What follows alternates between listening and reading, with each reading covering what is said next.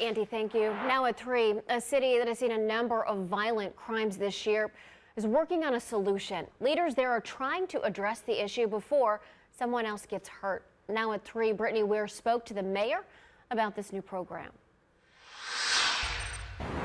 The mayor of Akron, Shamus Malik, announcing new details for his street team pilot program aimed at reducing violent crime here in the city. This comes after another violent weekend where the community is concerned for their safety. Violence is really so destabilizing. Having a lack of violence is really the building block of a community. Akron Mayor Shamus Malik addressing senseless violence that his city has seen far too many times. Like the mass shooting at a party in June, another outside of an apartment complex in July, and most recently, 3 teenagers shot during a Halloween party. Where we need to put more effort is kind of on the community side, is how we create more tools in the toolkit to be able to prevent violence. The mayor says the street team pilot program will be made up of 3 to 5 credible messengers.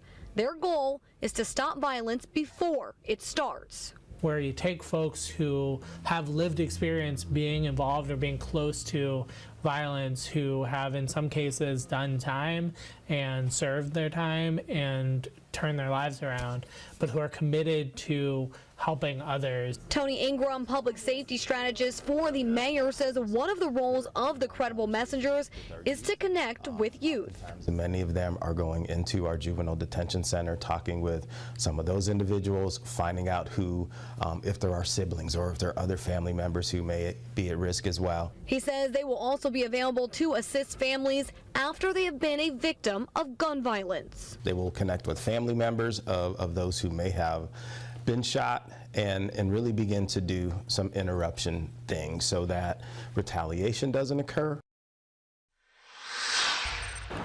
And the mayor says that the funding for this program for now will come from the American Rescue Plan Act dollars, but moving forward they'll have to find additional money to keep it going. But coming up at 5, hear how the credible messengers will be selected and vetted. Live in Akron, Brittany Weir, 19 News.